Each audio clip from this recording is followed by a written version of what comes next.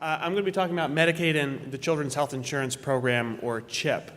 And I work for the American Academy of Pediatrics, which is a nonprofit professional medical association of 66,000 pediatricians across the country, not only primary care, but also pediatric medical subspecialists and pediatric surgical subspecialists. If you are involved in the care of a child with a rare disease, you are likely well acquainted with a number of members of the AAP. Our principles for health insurance for children are fairly simple. We think all children should have access to affordable health insurance. We think that that insurance needs to have pediatric-specific benefits that are appropriate for kids. And we think that kids should have access to the subspecialty care that they need. So this is all very intuitive to you, but it is borne out through research that health insurance is good for kids, particularly kids for rare diseases. The screenings that health insurance helps pay for can help identify diseases in children early so that they can get treated earlier. We know that particularly for rare diseases, treatments can be expensive, and without adequate coverage, that can be hurtful to a family's financial stability. Also, when children have coverage, they are healthier, they miss fewer days of school, they do better in school, then they graduate, they have higher graduation rates, grow up to be healthier adults, earn higher wages, and pay more taxes to the government. So I think those are all good things and good reasons why we need to be focused on this issue for kids. And the good news is that we're doing pretty well right now. Wendell said that the overall uninsurance rate is down to about 8%. For kids, it's 5%. 95% of kids in the United States now have coverage. We have decreased the uninsurance rate in kids by about half over the last 10 years, and that's largely as a result of Medicaid and Chip. That's very good. Absolutely. So this is certainly a sign of success, and so as Congress is thinking about looking at our healthcare system, our main message to them is don't go back. Don't go backwards on where we are today. So here's a snapshot of how children are covered in the United States. The dark blue pie slice is employer-sponsored insurance. That's still the largest bucket of children's coverage. But that light blue pie slice is Medicaid and the Children's Health Insurance Program, 36%. Over 1 in 3 children, more than 1 in 3 children in the United States, get their coverage through Medicaid or the Children's Health Insurance Program. So to divide out that pie slice a little bit, here are the public sources of coverage for children. Medicaid is by far the biggest source of public coverage for children. That's the big dark blue circle there. 36 million children in the United States get their coverage through Medicaid. Through the Children's Health Insurance Program, states have 2 options. They can use CHIP money to insure more kids in their Medicaid program. That's the gray dot there, 4.7 million. Or they can use their CHIP money to stand up their own standalone programs. That's the yellow dot. A total 8 million kids are in the Children's Health Insurance Program. And that small dot there is marketplace plans. There are only about 1 million children in marketplace plans, and that's because they're otherwise covered under ACA and CHIP. I won't get into it, but there are other benefits for kids of the ACA, but it's obviously not a big source of coverage for kids compared to Medicaid and CHIP. All right, so just a quick 101 on Medicaid and CHIP. So Medicaid was enacted back in the 60s. It's a companion to Medicare. So Medicare is run and funded exclusively by the federal government for the elderly. Medicaid is a federal-state partnership, which means that the federal government sets requirements for what states have to provide in their own Medicaid programs that the states administer themselves. And federal government gives the states matching funds for them to run their Medicaid programs. It was created for the most vulnerable, so children, pregnant women, disabled. And particularly important for children is the pediatric-specific benefits. And if you remember one thing from this talk about Medicaid, it's these 5 letters, EPSDT. So in Medicaid, in the Medicaid statute, there's this provision called Early Periodic Screening, Diagnostic, and Treatment Benefit. That essentially says that kids get what they need. So kids get access to preventative health care screenings and the conditions and diseases that are identified in those screenings get treated and get treated with medically necessary services.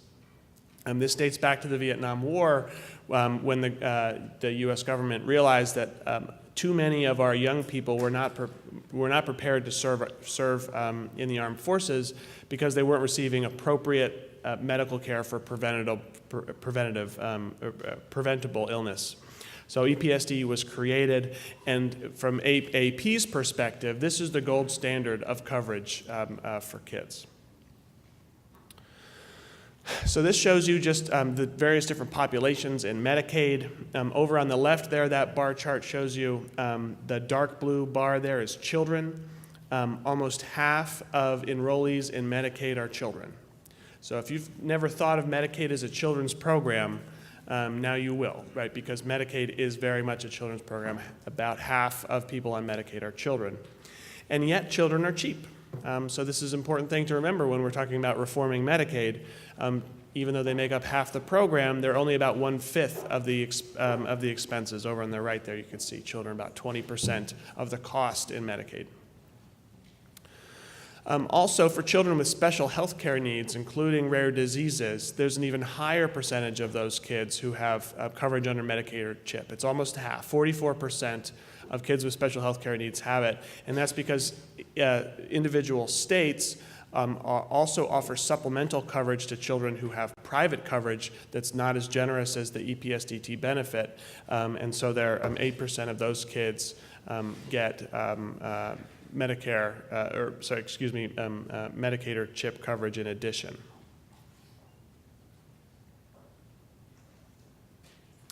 All right, so the Children's Health Insurance Program. The Children's Health Insurance Program was created in 1997, so it's a much newer program than Medicaid. And it is designed to provide coverage for children and families whose incomes are too high to qualify for Medicaid, yet don't otherwise have access to affordable health care coverage for their children. It's financed and structured a little differently than Medicaid. States have more flexibility in the CHIP program to design their own benefit packages for children. However, most are based on the Medicaid model. So what's the legislative outlook? So both of these programs are being considered by Congress this year currently. So CHIP is not a permanent program like Medicaid. CHIP needs to be periodically renewed and refunded by Congress. Funding will run out at the end of September of this year, so Congress must act. AP supports a long-term reauthorization of CHIP for at least 5 years. CHIP has lots of bipartisan support, so we're not concerned that CHIP won't be renewed. I think the questions are for how long and some of the details in terms of how much. Medicaid is really our big concern this year. Congress is exploring significant structural changes to how Medicaid operates. Currently, Medicaid is a permanent entitlement in law, which means if you are eligible for the program, you get the care that is specified in law.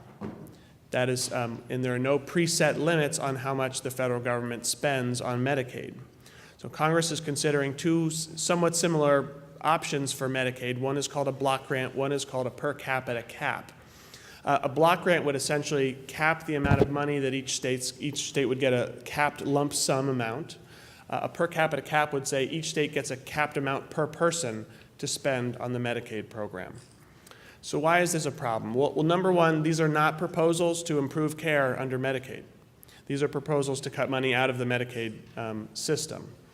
Currently, why Medicaid works so well is because it grows with the needs. If there's an economic downturn and more people need Medicaid, the federal government contribution expands to the states to make up for that. If there's a public health emergency, the federal government contribution to states expands.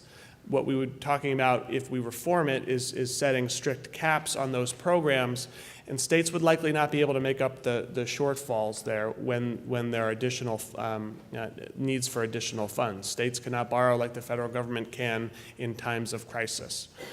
So our concern is that under these capped proposals, that states would therefore have to cut back on enrollment, cut back on benefits, cut back on provider payments or other important aspects of the program. EPSDT, the children's standard, would be at risk under both of these programs. So we could no longer be confident that Medicaid would cover children's all necessary medical services for children. So thank you very much for being here again. Our message to Capitol Hill is to protect Medicaid and CHIP for kids. We don't want to go backwards. 5% uninsurance in kids. Let's keep it there or do better. So thank you very much.